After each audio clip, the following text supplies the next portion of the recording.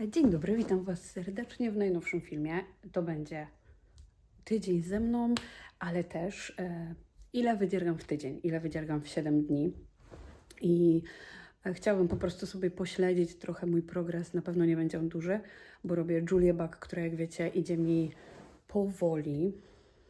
Cieszę się każdym jednym oczkiem w niej. Więc ona tutaj, wiem, że będzie rosła powoli, robię czasami tylko kilka rzędów dziennie, czasami w ogóle. Dziergam ten Anchors i zacznę coś nowego. Oznaczyłam sobie znaczniki. Mam nadzieję, że uda mi się pokazywać Wam progres co dzień. No a potem sobie podsumujemy jakby ile w kawałku udało mi się wydziergać. Także taka trochę motywacja dla mnie, bo ta Julia mi idzie powoli. Trochę taki retrospekcja, jak to mi się dzierga, kiedy ja zauważam, że mam czas i kiedy dziergam w ogóle. Także jeśli jesteście ciekawi, ile wydziergam w 7 dni, mam nadzieję, że tutaj uda mi się powrzucać etapy, to dajcie znać, jak Wam się podobał ten film, czy dobrze się go oglądało, czy taki format Wam się podoba. Chciałam zrobić coś takiego bardziej energetycznego, nie tylko taki statyczny film, także vlog z 7 dni dziergania. Dziś już trochę wydziergałam Anchorsa, zaznaczyłam sobie zanim zaczęłam, więc zobaczymy podsumowanie dnia pierwszego już jutro. Także bądźcie ze mną przez te 7 dni. Miłego oglądania. Pamiętajcie, że ten film ma napisy. Do zobaczenia w kolejnym wejściu. Pa! Cześć, witajcie. Właśnie oznaczam sobie w mojej Julia Bak znacznik. I teraz mamy z samego tego ciała 8 cm prawie. Niecałe, więc wkładam znacznik i będę dawać znać, jak mi idzie. Także oglądajcie, sprawdźcie. Na pewno w Julii ten postęp nie będzie ogromny. Dobra, witam. Oznaczyłam sobie właśnie pierwszy rząd, co uda mi się wydziergać w 7 dni. Cześć, witajcie. Jechałam napompować opony w moim rowerze, bo totalnie zeszło mi powietrze, już ledwo jechałam. I jak zwykle mam ze sobą druty w razie czego. No i tak właśnie sobie wracam. Napompowałam i kontynuuję moją Julię. Zobaczcie, ile już mam. Pięknie to wygląda. W ogóle w słońcu pięknie. W słońcu dopiero pięknie wygląda ten kolor. Co myślicie? No, jest śliczna. Także myślę, że będzie przepiękna. Zobaczymy. Trochę mi już się plączą te włóczki, ale dam Wam jeszcze znać. Kupiłam sobie smak dzieciństwa, a raczej smak gimnazjum może. Uwielbiałam tą zwykłą Nestea, ale była taka duża, a tutaj lekko gazowana. Oczywiście totalna słodycz i mało piję takich kolorowych, gazowanych napoi, ale jak to zobaczyłam, to jakoś wzięła mnie nostalgia. No więc wzięłam. Także dziergam, piję sobie i patrzę na rzekę.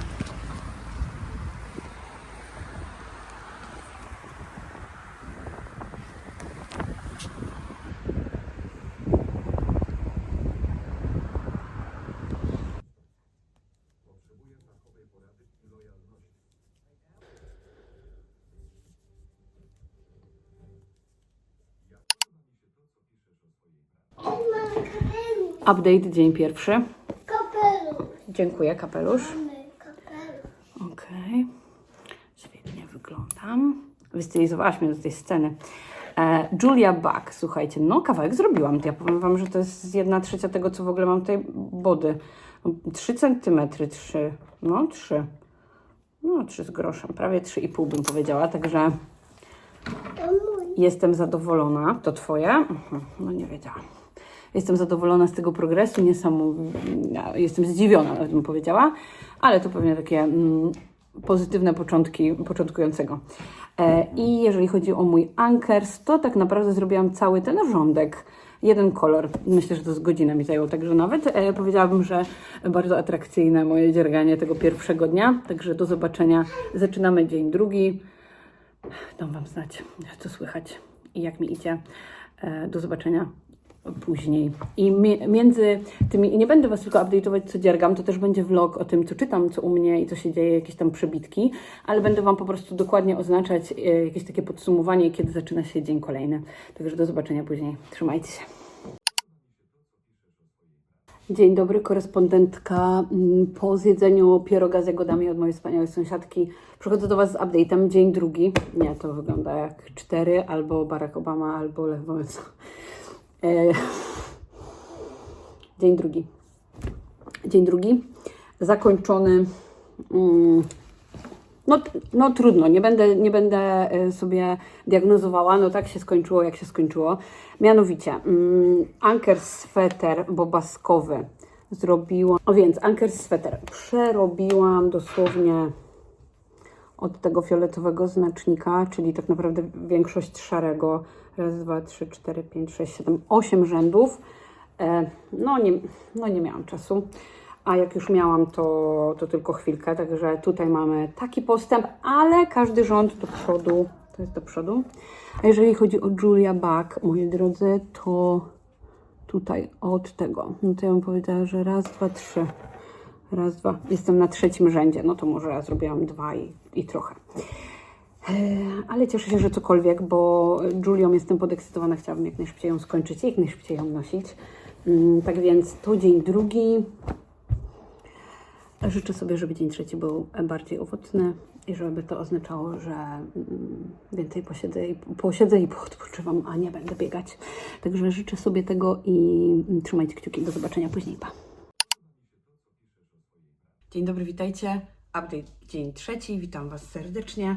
Co udało mi się wydziergać dnia trzeciego? Mianowicie udało mi się wydziergać 1, 2, 3 rzędy w anker sweter. Zaczęłam robić, potem coś się wydarzyło i nie mogłam znaleźć tej robótki. Nie wiem, gdzie ją odłożyłam, chyba gdzieś w sypialni. I nie mogłam jej znaleźć, więc no tak już przepadło robienie tego projektu, więc znalazłam go dopiero teraz. A jeżeli chodzi o moją Julię, to tak, nie mogę znaleźć znaczników moich, nie wiem, wszędzie gdzieś się zgubiły, więc zaznaczyłam sobie włóczką. I tutaj zrobiłam 2, 4, 6, 8 rzędów. Także bardzo dużo. Czuję to w nadgarstku dzisiaj. Jedna z Was właśnie napisała mi pod ostatnim filmem, że ma odcisk na palcu. Nie pamiętam, czy na kciuku, chyba na kciuku. Więc no to świadczy o tym, że bywa wymagający ten wzór, ale jestem pewna, że będzie wart tego, bo jest po prostu przepiękny. Jedyne, nad czym się zastanawiam, to rondo wyszło mi o 2 cm większe. Także zastanawiam się, że po prostu zużywam więcej włóczki naokoło, bo ono jest szersze. I oczywiście każdy z nas robi trochę innym, wiecie, inną ścisłością nici i tak dalej, więc używa inną ilość tej włóczki. Nie da się tego dokładnie pomierzyć co do metra. Ale zastanawiam się, czy powinnam ją robić tak wysoką jak we wzorze, czy starczy mi miejsce, czy starczy mi włóczki na rączki, żeby były tak długie jak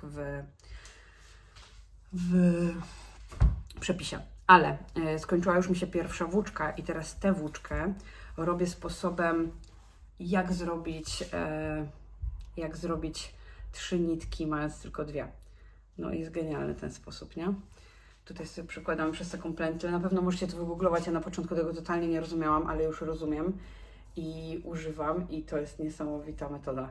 Także polecam Wam ją bardzo serdecznie. Ja właśnie smażę gofry i co? I rozpoczynamy dzień czwarty. Właśnie sobie moja rodzina pojechała po pieczywo, a ja robię gofry, robię sobie kawkę i za chwilę będziemy siadać do wspólnego śniadania. Więc mam nadzieję, że Wy będziecie mieć dobry dzień, że fajnego coś dziergacie. A jak dziergacie Julię, to powiedzcie, czy też bolą Was ręce i cierpicie na tym projekcie.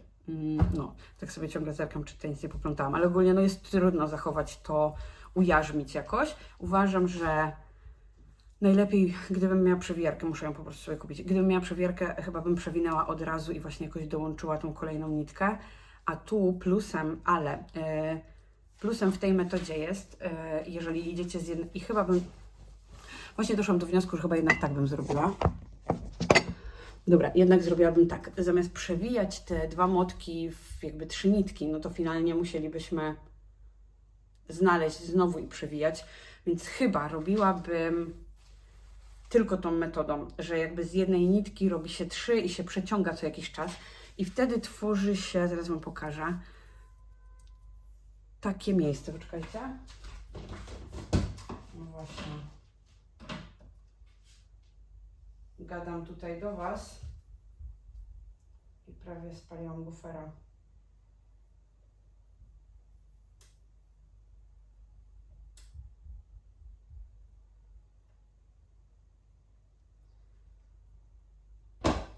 Dobra, gadam do Was i tak wysuszyłam gofra, że szok.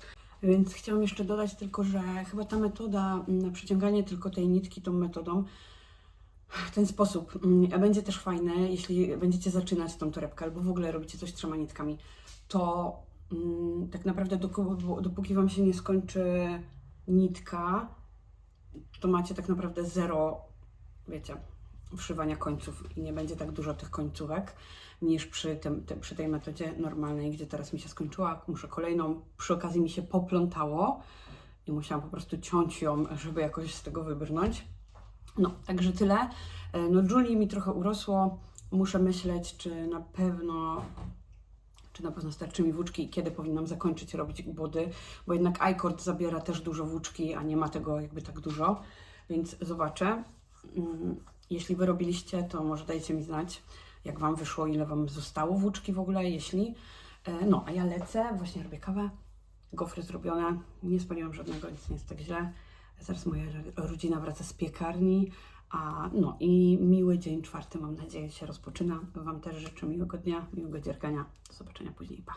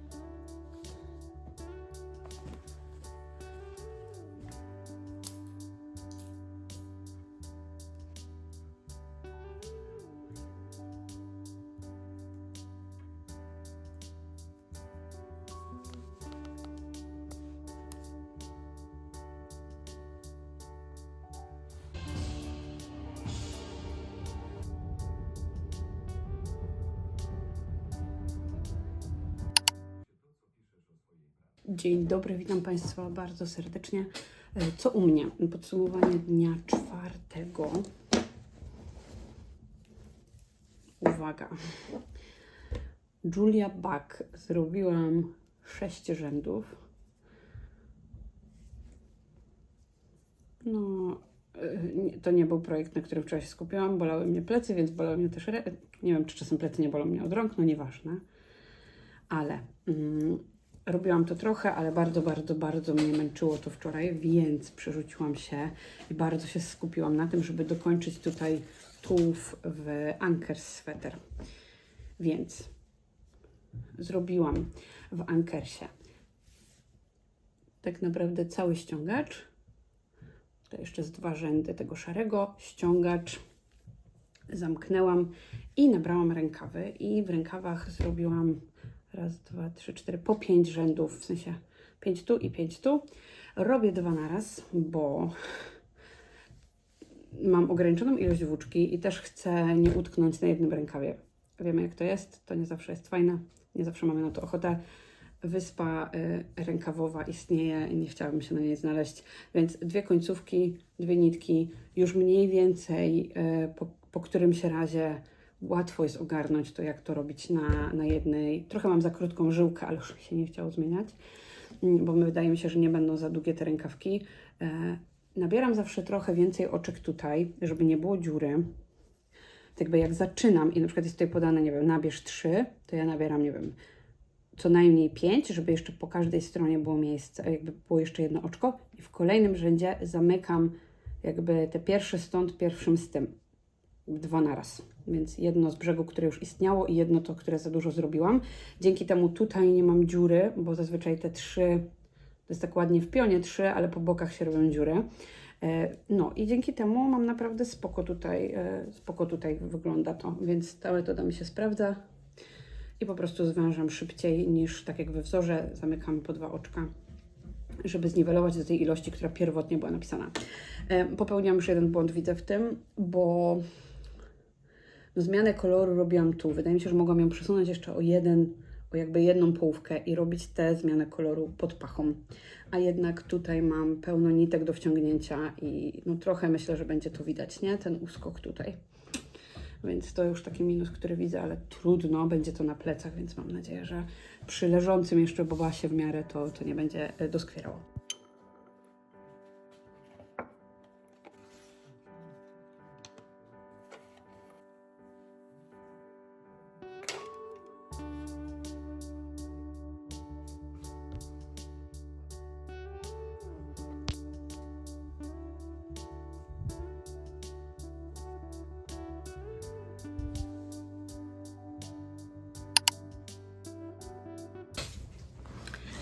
Dzień dobry, witam serdecznie. Oto update, dzień 5. Tak, dzień 5. Moi drodzy, mam tylko jeden projekt do pokazania, a to z racji tego, że bardzo się na nim skupiłam i nie mogłam się doczekać, żeby go dokończyć. Oczywiście nie skończyłam jeszcze torebki, ale wczoraj pracowałam tylko nad Julią, bo zabrakło mi naprawdę niewiele do skończenia całego tutaj body. Skończyłam ją na niecałym centymetrze mniej niż powinna mieć wysokość, bo jednak przez to, że mam większą tutaj średnicę dna, to boję się, że nie starczy mi po prostu włóczki.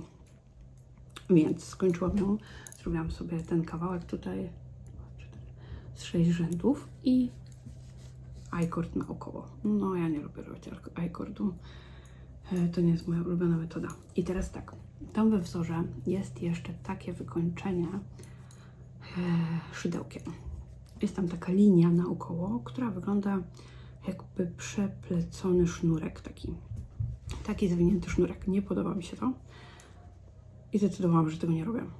Rozmyślałam nad projektem i czy to ma wpływ na jakikolwiek na to, jak ona będzie skonstruowana. Myślę, że to jest tylko estetyczny dodatek. Dlatego go nie robię. I już nabrałam pierwszą rączkę. Zważyłam też wczoraj, bo zostało mi mało włóczki. Tyle. Zważyłam to sobie wczoraj na mojej wadze jubilerskiej, którą użyłam do kawy, do ziaren i to ma 9,5 grama. Więc jak będę miała niecałe 5 gram, to będę musiała kończyć już tą pierwszą rączkę. Także to jest mój plan i strategia. I jak do tego dojść, mam nadzieję, że dość długa ona będzie. No i tyle. Więc to update dzień 5. Do zobaczenia jutro.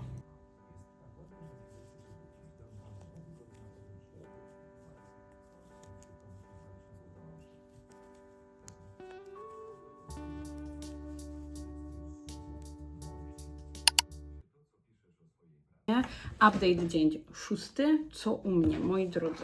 U mnie tak. Zrobiłam trochę I-cordu w Julii, ale ci, co robili I-cord, wiedzą, że bywa różnie. Dobra. Zrobiłam 20 cm I-cordu. Tak to wygląda. Więc to jest Julia. Oraz zrobiłam kilka centymetrów. Gdzieś tutaj sobie oznaczyłam. Rękawy. Robię podwójnie. Raz, 2, 3, 4, 5, 6, 7, 8, 9, 10 rzędów. Po 10 rzędów w każdym, już zmieniłam kolor, w każdym rękawku. Także tak to się prezentuje. Oczywiście ja zawsze robię za ciasno. Powinnam chyba zrobić na większych drutach. I jeszcze, no więc to taki update, więc cieszę się bardzo. Miałam nadzieję, że dokończę ten sweter, no ale został mi tylko jeden dzień, na 100 go nie skończę. Ale go przynajmniej pocisnęłam, wiecie, nie? O co chodzi? Trochę mam progresu z nim i w ogóle bardzo mi się podoba to zestawienie. Chciałam tylko jeszcze nadmienić tutaj jedną modyfikację zrobiłam. Mianowicie robię na mniejszych drutach trochę i ten I-cord tutaj naokoło i ten tutaj. Robię na 3,5 zamiast 3. Także chciałabym, żeby to było bardziej ścisłe i żeby mniej takie były brzegi luźne, także bałam się bardzo, że przez to będę miała jakby ciaśniej, że wiecie, zbiegnie mi się za bardzo, a tak nie jest. Także myślę, że spokojnie to był dobry wybór. Jestem zadowolona. Tu mam oznaczenie, gdzie zaczęłam, także będzie widać różnicę jutro. No, to są moje update'y, jeśli chodzi o dzień 6. Do zobaczenia jutro na podsumowaniu, co udało mi się 7 dnia wydziergać, jakie są efekty i co ja o tym myślę. Mały update poza dzierganiem. Po pierwsze, wspaniałe torby projektowe, które są torbami na pieczywo z Ikei, które ostatnio odkryłam w nowościach. Dostałam jakiegoś maila z nowości.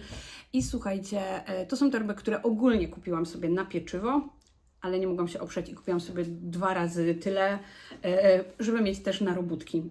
Mówiłam chyba o tym na Instagramie. Jeśli mnie nie śledzicie, to tutaj jest moje konto, Toja Mika na Instagramie. I mówiłam tam Wam o tym, że chciałabym mieć każdą robótkę w innym, zamkniętym pojemniku, jakiejś torbie projektowej. A aktualną, tą, którą najczęściej robię, mam zazwyczaj w tej torbie od Moniki Knit Astory. Teraz mam ten Ankers, bo też on mi zajmuje najwięcej miejsca. Mam tutaj dużo włóczek, z których dziergam, bo robię z 4 kolorów, więc to mi się sprawdza jak najbardziej. I teraz te torby prezentują się tak. Jedna torba to jest jeden produkt, to jest jedna torba, która ma tak, tutaj ma sztywniejszy materiał, a tu w środku, tak jak takie torby worki, ma taki miękki materiał, który się ściąga. I ona jest na pieczywo. No i ja idealnie nie mam chlebaka, nie mam na niego miejsca, nie potrzebuję, więc jest to mój chlebak w tym momencie. Ale też myślę, że będzie świetna, tak sobie stoi sztywno, nie wiem czy widać. Świetna torba projektowa. Ta chyba kosztuje 7,99, bawełna. Nie ma za co. Nie ma za co. Jedyne co już widzę przy tam kilkunastodniowym używaniu, tutaj coś się zaczyna siepać. No ale trudno. 7,99. Świetna, tutaj taka gruba, to się chyba nazywa, nie dresówka, no taka surowa, taka wiecie, jak na tytki. Poznaniacy wiedzą. Także 7,99. A drugi produkt to są 2 takie torby. Takie małe. Takie jest porównanie, chociaż małe są o wiele wyższe, jest o wiele wyższa, o jakieś 5 cm, ale jest niska, taka myślę, że 4 bułki by tu weszły. I też jest taka. I też ma taki sam mechanizm. I tak sobie wygląda. Nie będzie już chyba aż taka stabilna, przez to, że jest wysoka, chociaż w sumie. Więc na jakieś skarpetki, na czapkę. I 2 te kosztują 12,99. Również bawełna, również Ikea. Na dziale, gdzie są, u nas w Poznaniu były, tam gdzie są pojemniki do przechowywania, szklane, plastikowe, zaraz się zaczynają jakieś słoiki, takie pokrywki różne nowe, to stało za chlebakami trochę. No, i był jeszcze taki duży lniany worek w tych nowościach na ziemniaki, taki zapinany, taki jutowy bardziej, taki sztywny, nie z takiego materiału, tylko taki jutowy. To też jako nowość była, można też sobie zawiesić, można też sobie mieć na ręce, wow, więc nie ma za co. I wiecie co pomyślałam? Czy to mi czasem nie wejdzie do... Więc mój pomysł był taki, żeby sobie właśnie ją tutaj wszyć, bo wydaje mi się, że wiecie co, ona będzie prawie idealna. A fajnie by było mieć właśnie coś takiego szczelnego, bo jednak to jest to dziurawa, w sensie to jest splot otwarty. No ogólnie wygląda, ogólnie to wymyśliłam, ale wygląda ogólnie prawie jak uszyta. Jedyne, to się martwię, że za bardzo będzie taka otworzona tutaj. Ale nie wiem, przetestuję. Chciałabym ogólnie czymś ją wyłożyć, żeby, wiecie, w razie czego nic tutaj nie przebijało. No, to jest moja rekomendacja dla Was. I teraz chciałam powiedzieć, że przestałam słuchać książkę na jakichś chyba 35% czy 40%. Książka nazywa się Mam do Pana kilka pytań. Ja o tej od Rebecca Mackay, czy jakoś tak jakoś się czyta, no wszystko Wam podlinkuję. Te torby z Ikei też Wam podlinkuję. Słyszałam o tej autorce dużo. Najwięcej przy poprzedniej książce, która była popularna, miała jakiś taki swój moment w internecie, która nazywała się Wierzyliśmy jak nikt. Nie znam szczegółów fabuły, nie wiem za dużo. Wiem, że ludzie byli zachwyceni tą książką. Mało było negatywnych opinii, na które nie spotkałam się chyba z negatywną. No i ogólnie rzecz biorąc, jakoś mi się jawiła ta autorka jako polecana, zaufana i wartościowa, fajna, ciekawa, żeby się zainteresować. I zobaczyłam tę książkę. Jakoś okładka mnie przyciągnęła, za dużo o niej nie czytałam, słyszałam też jakieś polecenia. I ogólnie tak, ma ona chyba 18 godzin albo 17, dużo ma godzin. Przesłuchałam chyba 7 z nich, 7 z tych 16. I po prostu jest długa, jest dużo tekstu, jest dużo wywodów. Jest to w takiej pierwszej osobie, dziewczyna mówi do jakiegoś pana i mówi: pamięta pan jak coś tam, pamięta pan, a było tak, że na tych zajęciach to pan robił tak, a pamięta pan, że ona wtedy... Jakieś takie retrospekcje, powrót do przeszłości. Jest tam jakiś dramat, jest tam jakaś śmierć. Za czasów szkolnych tej dziewczyny, która jest naszą narratorką, główną bohaterką.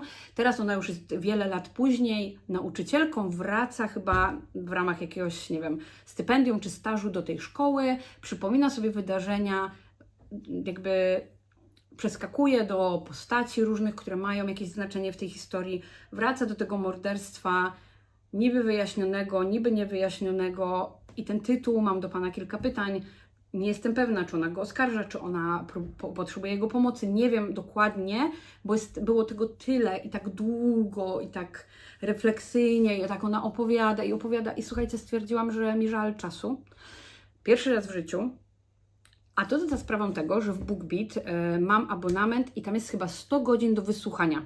Ja w poprzednim miałam Legimi, miałam najpierw Legimi, a potem miałam Storytel i tam nie było ograniczeń, więc nie wiem, czy to nie jest minus tej aplikacji, bo nie pomyślałam o tym, że 100 godzin to może być mało. Zobaczę, jak mi pójdzie, ale jeżeli ta książka ma 17 godzin, ale jeśli ta książka ma 16 godzin, czy tam 17, to jest prawie 1/5 moich godzin w miesiącu. No i to jest jedna jakby z 5 teoretycznie książek, które mogłabym przeczytać, takich dość długich. I normalnie pomyślałam sobie: ej, żal mi tych godzin, koniec, że ja się wcześniej nie zreflektowałam, w ogóle mnie nie ciągnie do niej, a abstrahując od tego, ściągnęłam sobie kolejną książkę, którą od wczoraj przesłuchałam już jej połowę.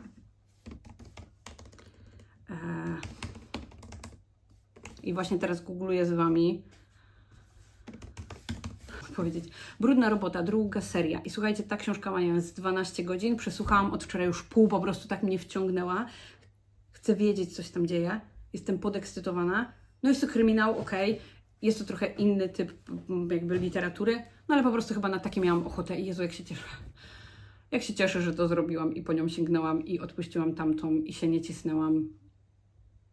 Fajnie, tak lekko mi na sercu, że czytam to, co mi sprawia przyjemność, chłonę to, co mnie raduje, wiecie, o co chodzi, więc jestem z siebie dumna. Jeśli macie książkę, która Was męczy, odłóżcie ją, bo bardzo możliwe, że nic się nie zmieni. Ja zazwyczaj czekam, żeby się coś zmieniło i nic się nie zmienia, daję szansę książkom, bo mam nadzieję, że za rogiem jest jakiś zwrot akcji wspaniały.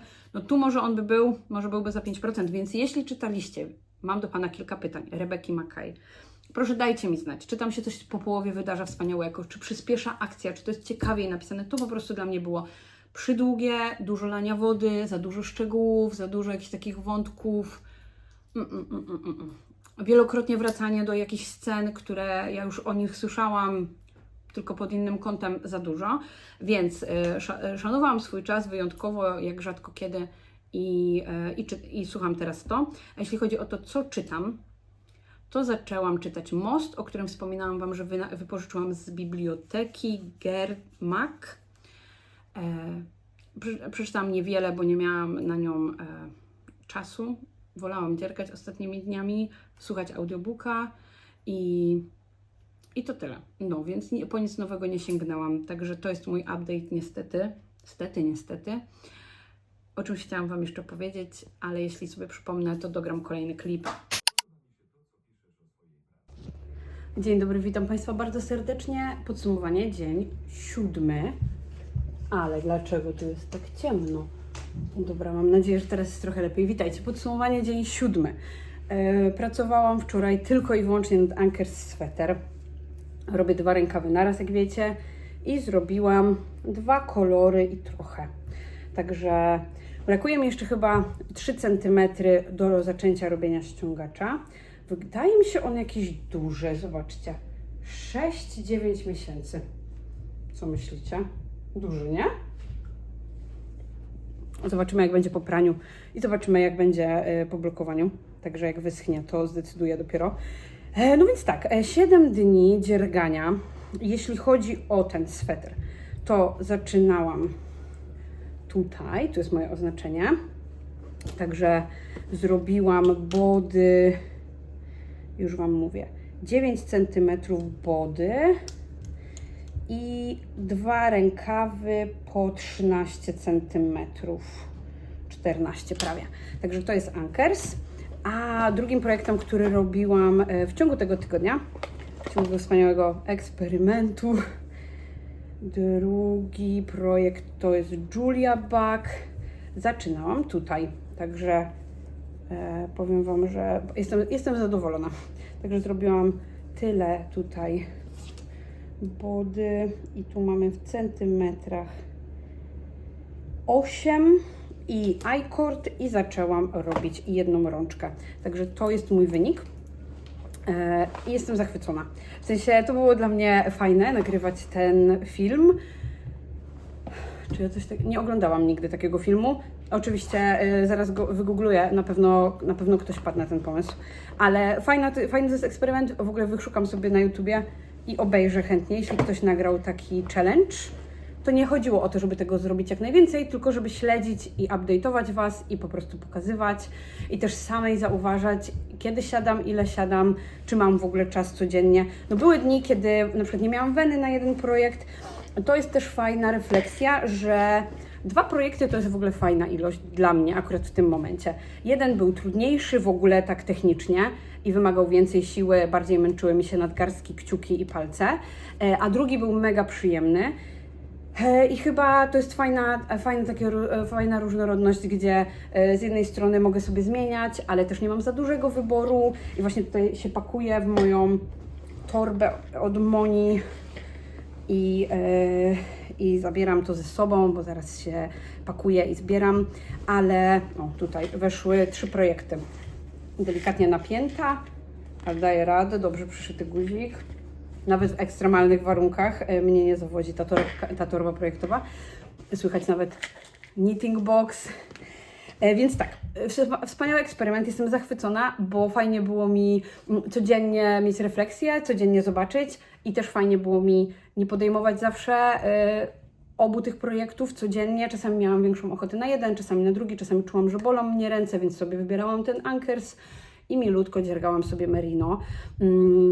No i co? I bardzo jestem zadowolona, bo nie miałam takiego momentu, że chcę zrobić dużo, żeby Wam pokazać, że zrobiłam dużo. Nie miałam takiego pośpiechu w sobie, że skończę na pewno jeden projekt, żeby jakby to miało sens. Także to mnie cieszy, że to było realistyczne. Widzieliście, czasami zrobiłam tylko kilka rzędów Julii i tyle. Czasami zrobiłam tylko jeden projekt, a czasami miałam ochotę na 2 i sobie... Tak więc nie przeskakiwałam. Jaki filmik? To jest jakiś filmik. Także chciałam tylko zakończyć, bo jak widzicie mam utrudnione warunki, piję wodę ze słoika, bo zaraz wyjeżdżamy z domu, żeby nie brudzić kubków. Podobało mi się, przeskakiwałam, miałam różne wersje do wyboru, wybierałam czasami jeden projekt, czasami drugi. Dajcie mi znać, co Wy dziergacie, co u Was, jak się macie, czy Wy macie dużo projektów naraz, czy mało.